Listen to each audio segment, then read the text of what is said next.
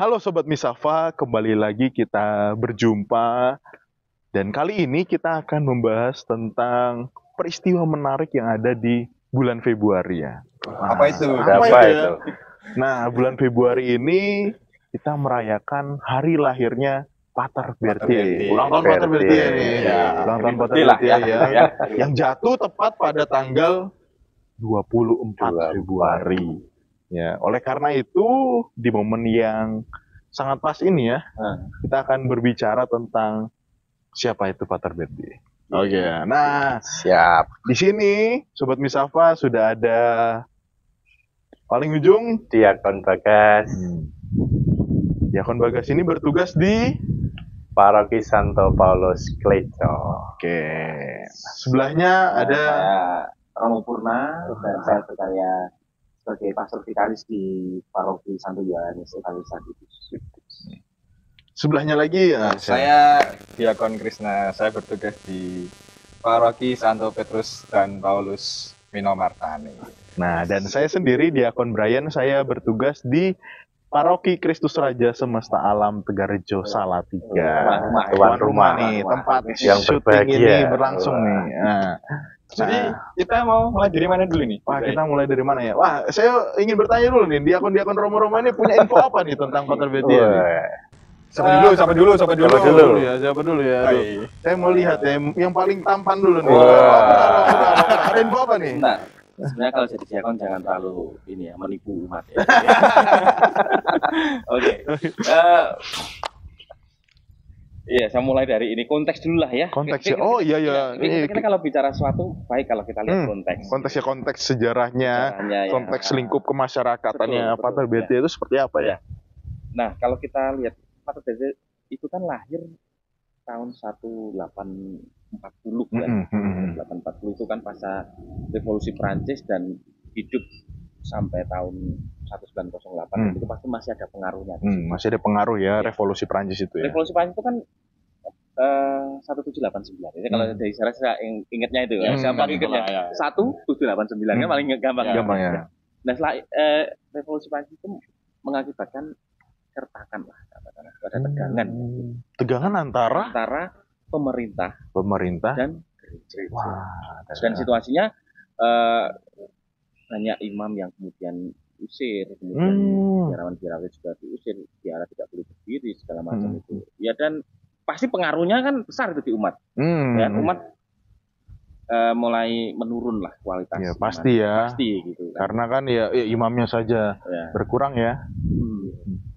Dan kalau dari sisi konteks ini menjadi keprihatinan gereja Prancis pada waktu itu ya. Situasi iman umat yang menurun. Karena gembala-gembalanya banyak yang pergi, banyak yang mundur, si kualitas iman umat jadi ya ikut menurun ya. Nah, ini kalau kita berbicara tentang situasi seperti itu, gereja terus apa yang dilakukan gitu kan. Nah, kita ini dapat sumber nih ya, dapat data lah ya, gitu kan. Valid lah katanya, valid gitu kan. Nah, ada sumber gini. Uskup-uskup di keuskupan di gereja di Prancis itu kemudian mengadakan sebuah misi paroki ya, yang dilaksanakan oleh imam-imam dan juga biarawan-biarawati yang tidak berada di paroki. Tujuannya apa? Mereka datang berkatekese, berkhotbah untuk membangkitkan iman lagi. Oh, jadi kayak door to door gitu ya? Door to door ke rumah-rumah untuk membangkitkan iman ya, iman yang menurun ya. Apa kayak sales mungkin? Sales ya. Oh, jemput bola lebih ya, jemput bola ya. Gitu. Jemput bola ya. Japri. Nah, dan itu Pater Bertie termasuk ya, imam yang terlibat dalam karya itu. Dan tujuannya itu berkatekese, membangkitkan iman lagi, kemudian berkhotbah, dan yang terpenting itu mengajak umat untuk bisa kembali ke ruang pengakuan. Itu yang bertobatan lah. Jadi sebenarnya Pater Bertie itu yang kita kenal juga memiliki khotbah-khotbah yang bagus, itu ya ternyata ikut dalam arus zaman ya, Iya, arus iya, betul. seperasaan dengan gereja saat itu ya. Betul.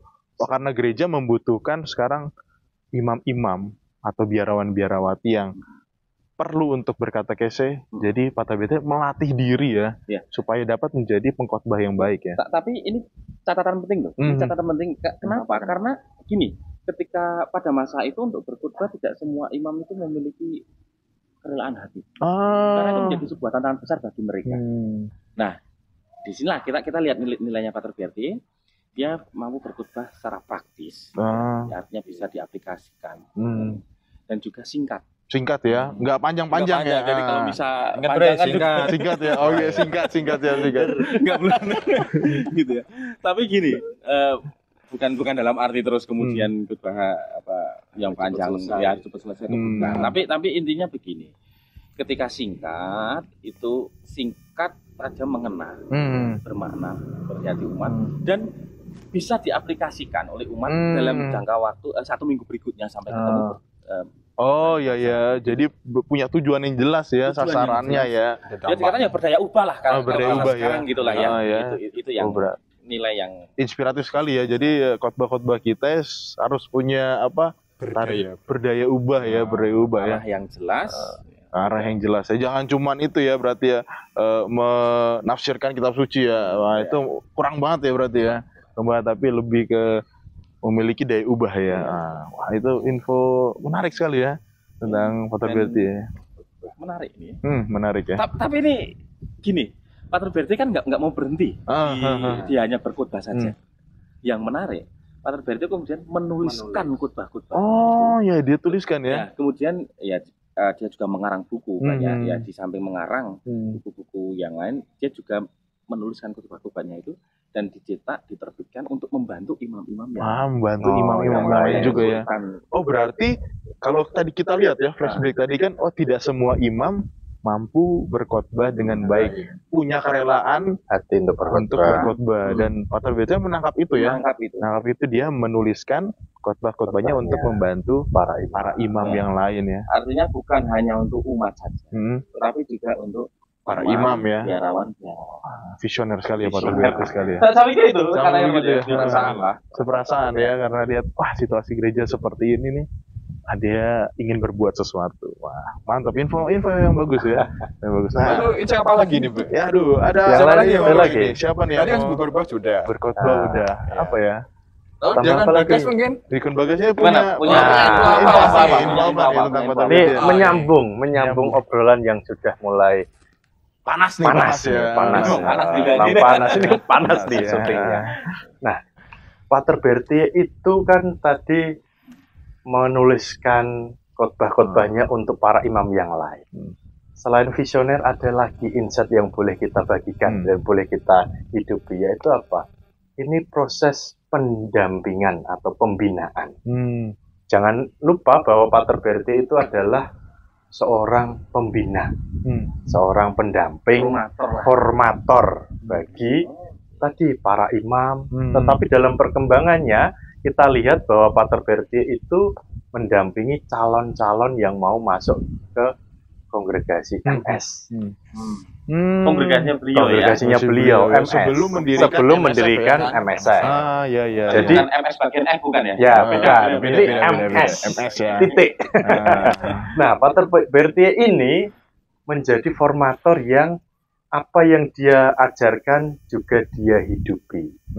Itu poin penting ya. Poin penting. Kalau orang ya. Jawa kan mengatakan guru itu digugu lan ditiru. Jadi apa yang dihidupi itu yang diajarkan.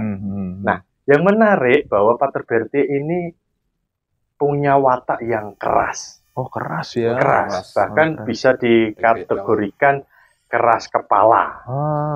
Mengapa? Karena Pater Berti ini pengen mendidik calon-calon misionaris di sekolah apostoliknya itu untuk menjadi misionaris yang pertama mahir, yang kedua suci. Mahir dan suci. Mahir dan suci. Nah, sebagai apa sebenarnya? Karena konteksnya misionaris tentu harus menempa anak didiknya itu menjadi pribadi yang tangguh. dan nggak kuat. boleh lembek ya berarti Nggak ya. boleh lembek, Nggak boleh lembek, nggak apalagi boleh mudah menyerah. ya gitu mudah ya. menyerah, mudah healing sana healing sini. Nah itu Jadi domba yang healing ya. Healingnya healingnya kejauhan. Balik. Banyak healing nggak terselesaikan. Nah, Selesaikan ya. Pater Berti itu dua, mahir dan Suci. suci. Oh, Makanya itu poin pentingnya, poin pentingnya, dalam mahir dan pembinaan suci. Pater Berti ya. Makanya seluruh tahap pendidikan itu waktu dihabiskan untuk apa? Studi, untuk belajar. Belajar filsafat dan teologi. Nah, itu yang nantinya menjadi kritik dari imam-imam mudanya. Karena waktu habis untuk studi. Dan yang kedua, kemahiran itu ditempuh dengan apa? Rekreasi pun dijadikan untuk kerja tangan. Oh iya, saya pernah mendengar itu. Mengupas Iya, kentang, rekreasi, rekreasi sambil apa tuh? Zaman dulu rekreasi apa ya? Apa ya? Nonton. Nggak ada nonton. nggak ada nonton, ya? mungkin ngobrol bareng, ya, Deep talk lah. ya, ya. sambil ngupas kentang. Ngupas kentang ya. Oh, nggak ada apa ya? Nggak ada ya alat yang nganggur ya. Ya, tangan pun untuk ya. Mungkin kalau zaman sekarang agak aneh gitu ya. Ya, makanya kalau di konteksan zaman sekarang mungkin kritiknya banyak ya. Karena Tapi cocok nggak kira-kira kalau misalnya nilainya apa yang cocok? Itu kan hanya bentuk gitu kan, Ya. bentuknya kupas kentang sambil rekreasi gitu. Oh, tapi sebenarnya kalau di zaman sekarang itu juga sebenarnya relevan loh. Relevannya di mana? Namanya multitasking. multitasking. Wah, Anak-anak muda sekarang itu multitasking. Cuman perlu diarahkan Ya. aja nih, arahkannya. Dan Pater Berti tadi pendidik Pater itu Berti mengarahkan mendidik, gitu ya. mengarahkan Berarti sebenarnya untuk udah benar-benar visioner ya. ya Multitasking sudah diperkenalkan di zaman Pater Berti. zaman itu. Iya. Jadi Pater Berti mengatakan beliau itu heran ketika ada imam yang menyia-nyiakan waktu bareng 1 detik pun. Karena bagi beliau waktu itu berharga untuk mendidik calon-calonnya Calon menjadi misionaris itu. Wah. Ini mahir dan suci. Mahir Seluruh dan waktunya untuk studi, seluruh waktunya untuk kerja tangan. Dan dalam proses pendampingan tadi revolusi Prancis tentunya situasi ekonomi sangat susah ya waktu itu. Misionaris, calon-calon misionaris ini dididik dalam situasi yang benar-benar miskin.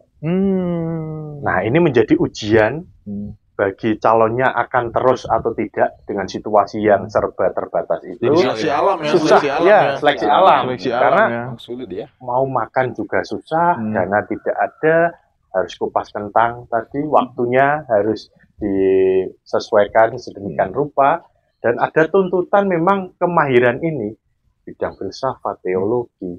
Makanya tadi menulis khotbah-khotbahnya, menulis buku-bukunya, Jual juga ya? Jual ya? dibagikan Dibagikan dong, kepada yang bagikan. lain. Nah, tujuannya mulia Nah, nih. tujuannya mulia, membagikan. Mulia nih. Dan yang terpenting bahwa meskipun keras, meskipun pendidikannya sangat ketat, tetapi lahirlah misionaris-misionaris awal yang memang handal, yang tangguh ya. yang tangguh. Makanya MSF bisa sampai ke Jawa Ke ya. Jawa, sampai ke Tegalrejo. Tegalrejo. Lagi syuting juga nih. Nah, Lagi syuting ya. di atas bukit. Mungkin ya para MSF terdahulu itu lagi lihat di atas ya. Wah, kok saya jadi Romo awal-awal kayaknya agak prihatin kurus-kurus kok. Saya lihat kok generasi-generasi selanjutnya kok Makmur. makmur Saya nih kurus. Nah, itu yang menarik memang. Ya, bisa dikatakan selain itu juga artinya tanggung jawab dengan apa yang dia dapatkan dari Tuhan. Ya. Karena gini, kalau misalkan 1 menit saja tidak boleh nganggur. Tidak boleh nganggur. Artinya dia sangat bertanggung jawab dengan apa yang dengan diberikan anugerah. kepada Waktu dia. adalah anugerah Anugerah. yang diberikan Produktif lah. Tuhan ya. Ya, produktif bahasa sekarang produktif Produktif ya. Produktif. Dan itu menjadi Ya. salah satu nilai yang Pater Berti wariskan ya kepada kita ya. Quote of the day ya, quote of the day ya. Jangan sampai kita membuang 1 menit pun untuk rebahan. Nah, Kaum rebahin. Tapi kan kalau capek harus istirahat juga kan. Oh iya. Lah. Jadi kan ya Itu itu kan butuh istirahat. kebutuhan. Kalau istirahatnya malah main HP capek juga kan Ya. ya. Istirahat ya. Istirahat, tidur ya. Ya kan kalau ini kalau anak-anak zaman sekarang kan istirahat tetap main HP, matanya tetap bekerja ya. Nggak jadi istirahat ya. Multitasking. Iya. Menarik ya. Wah, info sangat menarik ya. Menarik. Wah, Ada info apa lagi? ada nih. Apalagi ada ini, info apa lagi? Diakon Krishna nih. Kayaknya Diakon sudah Krishna menggebu-gebu nih, Menggebu-gebu. pengen Apa membagikan ini? poin-poin. dapat info apa nih? Oh, jadi gini, guys. Tadi kan menyambung juga ini. Ini sejalan juga. Tadi kan Diakon Bagus sudah menceritakan ya tentang persiapannya Bertie dalam mempersiapkan calon-calon MS. Dan itu menjadi salah satu faktor internal bagi Pater Bertie sendiri untuk nantinya memulai kongregasi baru, yaitu MSF. Masih MSF ya. Masih suka foya-foya. Beda. Misionaris Sacra Familia. Misionaris Itu keluarga benar. kudus ya. Itu menjadi salah satu faktor internal bagi Pater Bertie. Dan selain itu ada faktor internal lain, di mana dia juga menulis 2 buku, yang di mana itu juga menjadi salah satu faktor dia. Agak sulit sih bahasanya, saya baca aja ya. Jadi dia menerbitkan buku namanya Le Sacerdoce. Dan buku satunya lagi adalah Et Eltat Religieux. Mungkin ada salah pengataan yang nanti bisa dibantu. Nanti yang tahu bisa komen ya. Komentar Mas. Ini kolom komentar ya kalau salah pengucapan ya. Jadi kalau saya tangkap ya faktor internal ini seperti nubuat lah. Nubuat ya. Jadi kan tadi seperti para nabi nih. Ya kan Bagus sudah menceritakan nih. Nubuat. Bahkan Bagus persiapannya bagaimana menyiapkan calon-calon MS gitu loh, dengan segala pergulatannya, kesulitannya. Ini menjadi apa ya, nubuat bagi dia nantinya untuk mendirikan kongregasi MSF, yang mana perjalanan untuk mendirikan kongregasi itu juga Tidak mudah. tidak selalu mudah, menemui kesulitan di sana sini. Itu jadi faktor internal. Lalu juga ada faktor eksternalnya gitu loh, di mana apa ya, Pater Bertie itu melihat keprihatinan. Ada orang yang pengen jadi romo, tapi dia tidak mempunyai biaya, dan umurnya juga sudah dikatakan terlambat lah. Seperti Siapa? Enggak usah nunjuk lah. Terasa, merasa. Jadi tapi gini ya, berarti Pater Bertie itu tetap dia kontekstual ya, Melihat situasi. Ada situasi yang membutuhkan perhatiannya. Dia bisa apa gitu ya. Dia punya care yang bagus untuk apa ya, untuk orang yang punya panggilan, tetapi dia pengen tapi nggak bisa gitu loh. Terhalang tadi ya. Ya, Terhalang biaya. terhalang Dan biaya, juga usia. umurnya itu sudah lewat 14 tahun ya. Ya. Kalau dulu itu untuk jadi seorang biarawan-biarawati, untuk jadi seorang imam itu harus berumur 14 tahun ya. Iya. Lewat Maksimal. itu Maksimal. lewat itu sudah sulit kayaknya ya. Dianggap terlambat. sulit ya, dianggap terlambat ya. Yang senior lah. Ya di satu sisi juga apa ya, juga gereja kan membutuhkan Ah. untuk misi tadi, untuk kebutuhan misi, untuk mewartakan, menyebarkan kabar gembira. Ya misionaris itu kan, kata Romo Yem itu, milih sing ora laris. Misionaris milih sing ora laris. Begitu ya. Jadi ya mungkin sejalan dengan hal itu juga ya. Kalau sesuatu yang hilang itu kan perlu dicari, akhirnya dirawat kembali, ditumbuhkan kembali supaya tumbuh lagi apinya gitu loh. Jadi ini mungkin jadi pesan bagi kita semua juga gitu loh. Jadi selain para sobat Misafa juga menjadi pesan bagi kita semua bahwa sesuatu yang hilang itu perlu dicari. Perlu dicari. Kuat lagi nih. Perlu dicari, Sesuatu yang dihidupkan lagi gitu. Jadi Pater Bertie itu tadi kan kalau melihat latar belakangnya dengan segala pergulatan yang tidak mudah, dia rekreasi aja sambil mengupas kentang gitu. Hal yang sangat detil gitu loh.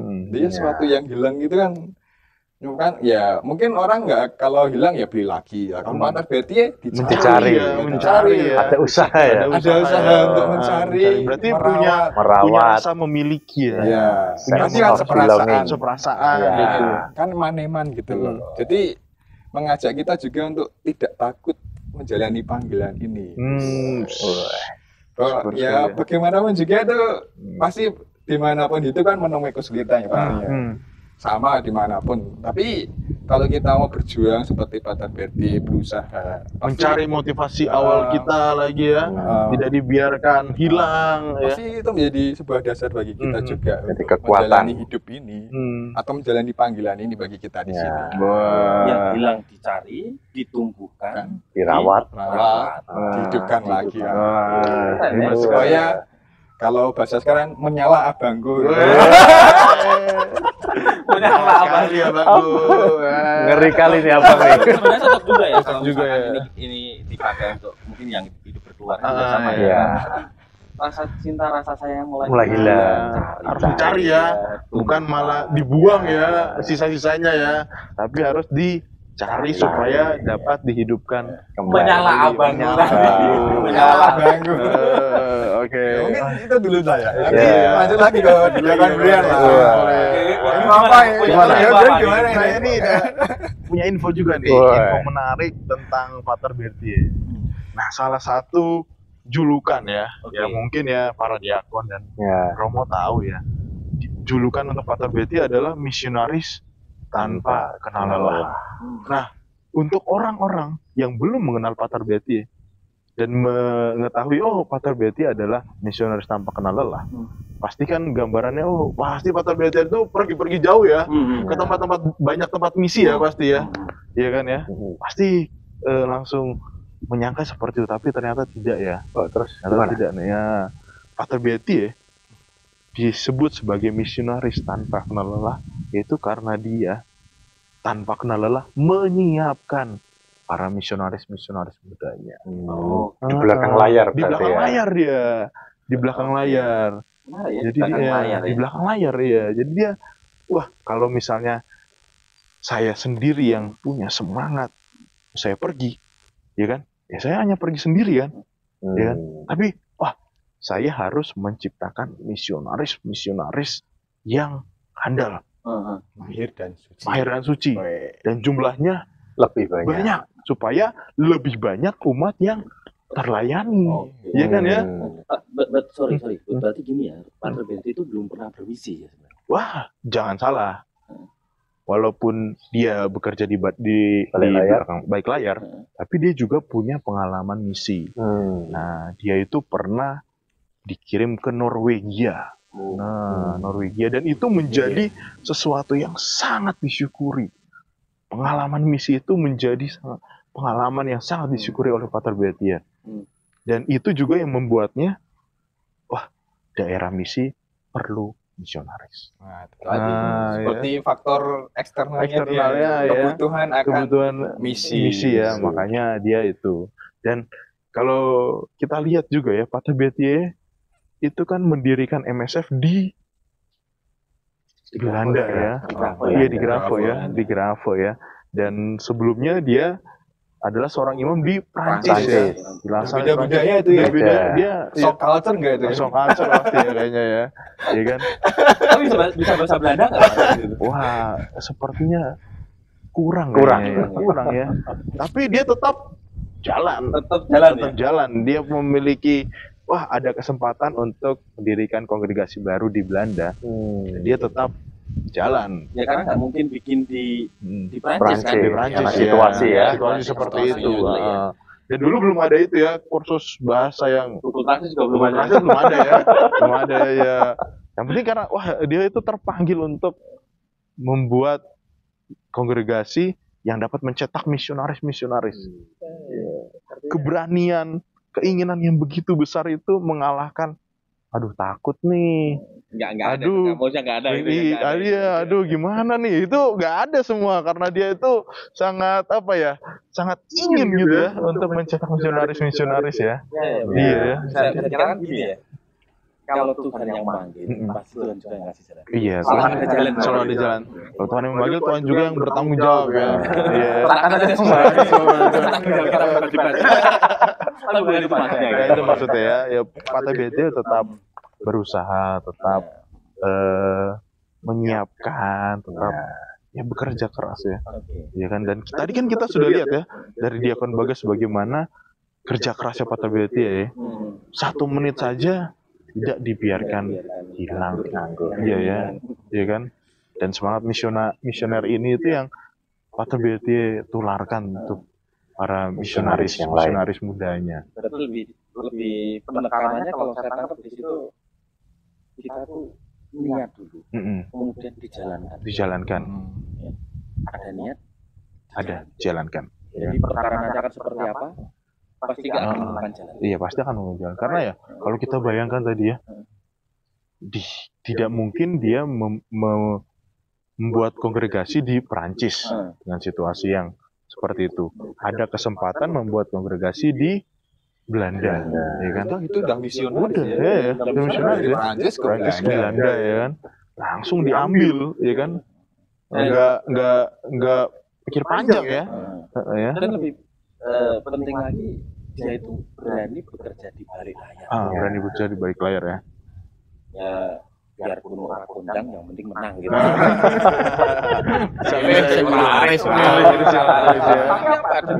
Demi umat kalau ditayani ya. Kadang kan itu ya, kalau kita itu lebih senang bergerak di depan layar ya. Terlihat ya. Makanya kalau di foto kan keren. Keren ya. Sorry. Terlihat, tapi Pater Bertie ini dia sebenarnya ingin supaya ada cita-cita yang lebih luhur, lebih banyak umat yang terlayani, ya kan ya. Menarik sekali ya. Udah banyak pembahasan kita. Banyak sekali nih ya. Mungkin disimpulkan apa tadi ya? Tadi kayak kalau misalnya kita lihat bersama ya, Pater Bertie itu adalah pribadi yang cepat tanggap terhadap situasi yang memerlukan kehadirannya. Ya kan ya. Peka banget ya dia, peka banget ya. Dan visioner juga ya. Jadi nggak lihat cuman memenuhi kebutuhan yang sekarang, tapi gimana caranya dia memenuhi kebutuhan yang akan datang, ya kan. Dan dia juga adalah pekerja keras ya. Pekerja keras ya.